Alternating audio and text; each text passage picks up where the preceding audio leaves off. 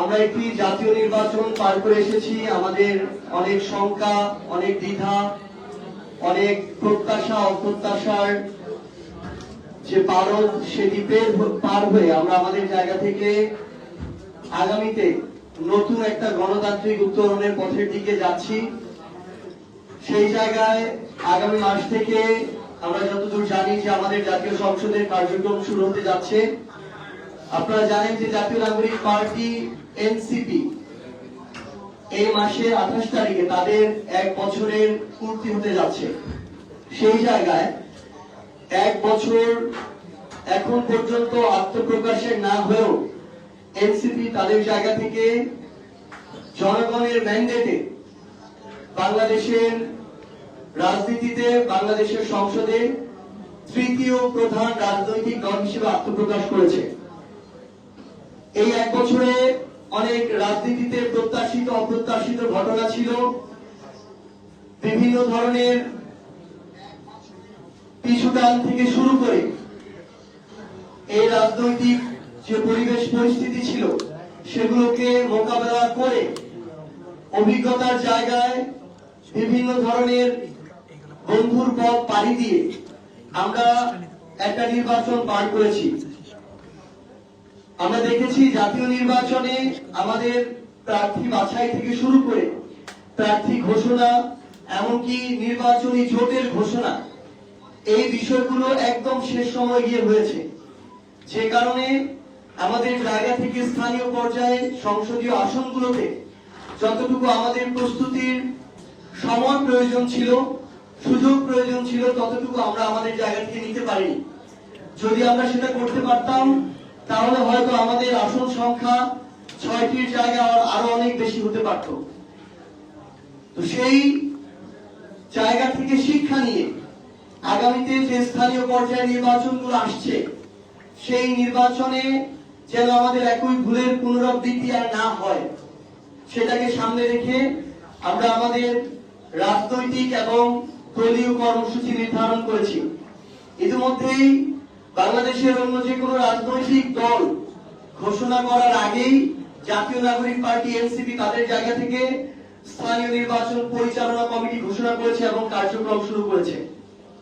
আমরা আমাদের জায়গা থেকে আমাদের এই যে পরিচালনা টিম, আমাদের কেন্দ্রীয় কমিটির বিভিন্ন সদস্যবৃন্দ সহ স্থানীয় পর্যায়ে আমাদের বিভাগীয় সাংগঠনিক সম্পাদক, জেলা নেতৃবৃন্দ, উপজেলা নেতৃবৃন্দ থেকে শুরু করে সংশ্লিষ্ট সবাইকে নিয়ে আমাদের এই স্থানীয় সরকার নির্বাচন পরিচালনা যে কমিটি, সেই কমিটি খুব দ্রুতই বাংলাদেশের প্রত্যেকটি সাংগঠনিক অঞ্চলে গিয়ে আমরা আমাদের জায়গা থেকে প্রাথমিকভাবে প্রার্থী যাচাই বাছাই শুরু করব এবং সাক্ষাৎকারের মধ্য দিয়ে আমরা আগামী কয়েক সপ্তাহের মধ্যে বাংলাদেশের আমাদের প্রত্যেকটি সিটি কর্পোরেশন, উপজেলা এবং পৌরসভায় আমরা আমাদের প্রাথমিক প্রার্থী ঘোষণা করতে চাই।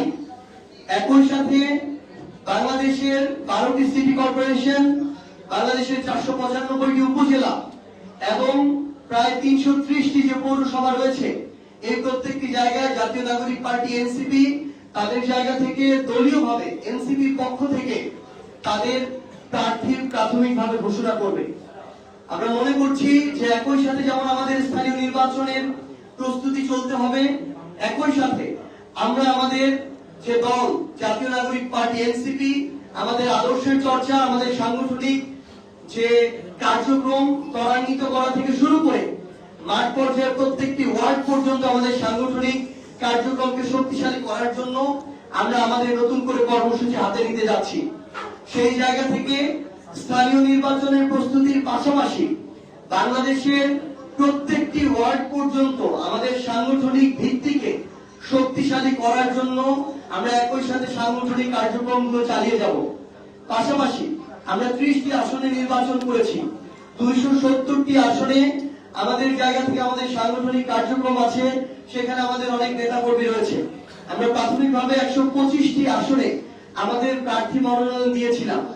এই সামগ্রিক বিষয়গুলোকে আবার নতুন করে সমন্বয় করে আমরা স্থানীয় পর্যায়ে আমাদের নতুন যে সাংগঠনিক কার্যক্রম, এই সাংগঠনিক কার্যক্রমকে আবার নতুন করে পুরো মাধ্যমে আমরা শুরু করতে যাচ্ছি।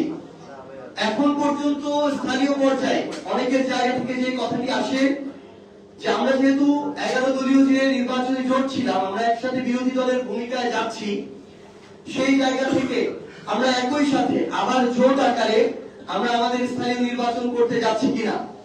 এখন পর্যন্ত আপনারা জেনে থাকবেন যে জামায়াত তাদের জায়গা থেকে বলেছে তারা তাদের জায়গা থেকে স্থানীয় নির্বাচনের প্রস্তুতি এককভাবে নেওয়া শুরু করেছে। আমরা এনসিপি আমাদের জায়গা থেকে আমাদের স্থানীয় নির্বাচনের যে প্রস্তুতি আমরা এককভাবে আমাদের সেই প্রস্তুতি শুরু করতে যাচ্ছি এবং পুরো উদ্যমে কাজ শুরু করতে যাচ্ছি। শেষ সময় গিয়ে জনগণের স্বার্থে, দেশের স্বার্থে যদি এটা মনে হয় যে 11 দলীয় যে জোট, নির্বাচনী জোট, তারা তাদের জায়গা থেকে একসাথে স্থানীয় নির্বাচন করতে পারে, তখন সেই সিদ্ধান্ত নেওয়া হবে। কিন্তু এই মুহূর্তে আমরা আমাদের জায়গা থেকে দলীয়ভাবে স্থানীয় পর্যায়ে আমাদের যে নির্বাচনের প্রস্তুতি, সেই নির্বাচনের প্রস্তুতি শুরু করতে যাচ্ছি।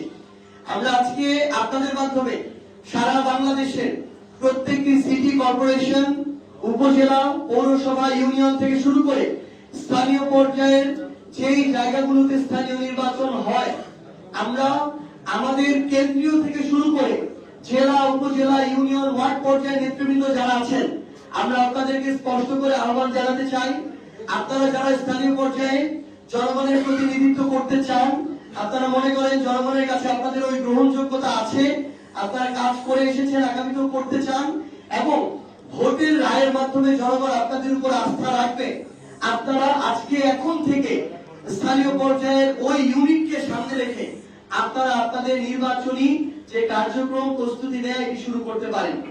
শুধুমাত্র আমাদের দলীয় যারা নেতৃবৃন্দ আছেন তারা নয়, বরং আমরা মনে করব যে আগামী বাংলাদেশে বিভিন্ন শ্রেণী পেশার মানুষ, হতে পারে একজন শ্রমজীবী, হতে পারে একজন বিভিন্ন পেশাজীবী, হতে পারে ডাক্তার, ইঞ্জিনিয়ার, কিংবা আমার একজন কৃষক ভাই, হতে পারে একজন অটোরিকশা চালক। আপনারা যে যার জায়গা থেকে মনে করেন যে আগামী বাংলাদেশে অন্তত আপনার সংশ্লিষ্ট ইউনিটটি আপনি জনপ্রতিনিধি হতে চান, আমরা আপনার খোঁজে, আপনাদের খোঁজে খুব দ্রুত স্থানীয় পর্যায়ে প্রত্যেকটি সাংগঠনিক অঞ্চলে আসব। আমরা আহ্বান করব আপনারা আপনাদের জায়গা থেকে আমাদের সাথে যোগাযোগ করবেন। আমরা যখন আসব আপনাদের যে চাওয়া পাওয়া গুলো, ইচ্ছাগুলো এবং আপনাদের আকাঙ্ক্ষাগুলো, সেগুলো আপনারা আমাদের সামনে তুলে ধরবেন। সেই হিসেবে সার্বিক বিবেচনায় জনগণের কাছে যার গ্রহণযোগ্যতা বেশি থাকবে, আমরা আমাদের জায়গা থেকে তাকেই আমাদের স্থানীয় পর্যায়ে প্রার্থী হিসেবে বিবেচিত করব। এবং বাংলাদেশের বর্তমান বিরাজমান অনেক রাজনৈতিক দল আছে, যে রাজনৈতিক দলে তাদের যোগ্য নেতা কর্মীদের স্থানীয় পর্যায়ে মূল্যায়ন করা হয় না, সেখানে নতুন করে লবিং শুরু হয়, নতুন করে টাকার খেলা শুরু হয়। সেই জায়গায় দীর্ঘ সময় যারা কষ্ট করে এসেছেন তাদেরকে তাদের প্রাপ্য সম্মানটুকু দেওয়া হয় না। আমরা আপনাদেরকে আহ্বান জানাই, আপনি যদি আপনার জায়গা থেকে অতটুকু আপনার জনগণের আস্থা থাকার পরও দলীয়ভাবে মূল্যায়িত না হন, আপনাদের জন্য জাতীয় নাগরিক পার্টি এনসিপির দরজা সবসময় খোলা থাকবে। আপনারা আমরা একসাথে মিলে আমাদের আগামী যে স্থানীয় নির্বাচন, সেই নির্বাচনে আমরা জনগণের যে ভোট, সেই ভোটের অধিকার আমরা নিশ্চিত করব। কাউকে আমরা ইঞ্জিনিয়ারিং করার সুযোগ দিব না, কাউকে আমরা ক্ষমতার অপব্যবহার করতে সুযোগ দিব না, পেশি শক্তি, কালো টাকার প্রভাব খাটিয়ে কাউকে আমরা স্থানীয় নির্বাচনে আমাদের জায়গা থেকে জিততে দিব না।